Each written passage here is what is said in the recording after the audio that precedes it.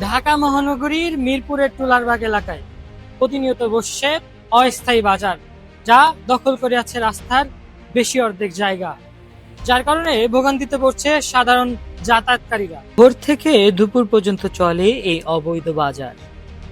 একপাশে বসেন বিক্রেতারা, কিন্তু ক্রেতার ভিড় ছড়িয়ে পড়ে পুরো রাস্তা জুড়ে। ফলে বাস, ট্রাক, মোটরসাইকেল, রিক্সা, অটোরিকশা আর প্রাইভেট কার আটকে থাকে ঘন্টার পর ঘন্টা। যানজটের পাশাপাশি ঠেলাঠেলি আর ধাক্কাধাক্কির কারণে প্রায়ই ঘটে ছোটখাটো দুর্ঘটনা। অনেকে আবার মোটরসাইকেল ও প্রাইভেট কার রাস্তার পাশে থামিয়ে বাজার করেন।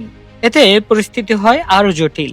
তবু অনেক ক্রেতা মনে করেন এখানে দাম তুলনামূলক কম, আর পাওয়া যায় তাজা মাছ সহ নিত্য প্রয়োজনীয় পণ্য, তাই ভিড়ও থাকে বেশি। কিন্তু এই ভিড় আর বাজারের চাপে শিক্ষার্থী, অফিসগামী আর জরুরি কাজে বের হওয়া মানুষজনকে ভোগ করতে হচ্ছে চরম দুর্ভোগ।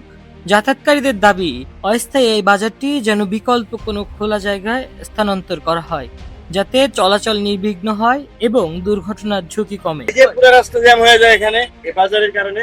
বাজারটা পড়ছে রাস্তার উপরে, এটাকে বাজার বলার জায়গা? রাস্তা জাম জট বাইরে থাকে, গাড়ি পার্কিং করা যায় না, রাস্তার কোনো বেলিফিশন নেই। সাধারণ পুলিশ কিছু করে না। এই যে অবস্থা দেখেন, পুরো রাস্তা 10 মিনিট 15 মিনিট 30 মিনিট দাঁড়ায় পড়ে থাকে।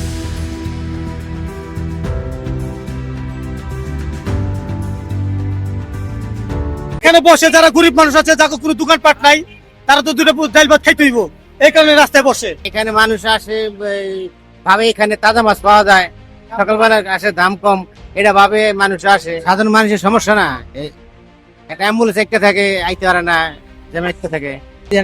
ডেল্টা হসপিটাল আছে, ওইখানে সামনে হসপিটাল আছে।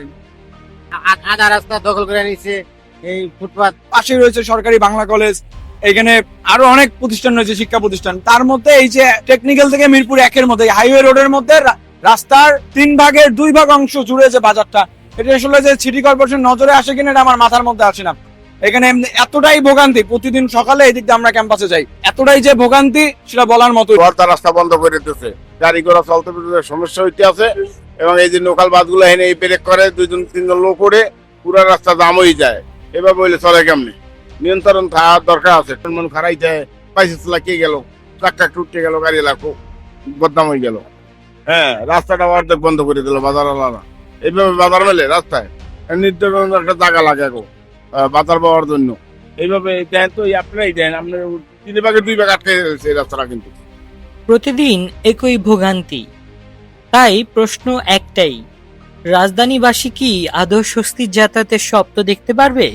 কাজী আল তাজিমিন, কালের কণ্ঠ, মিরপুর।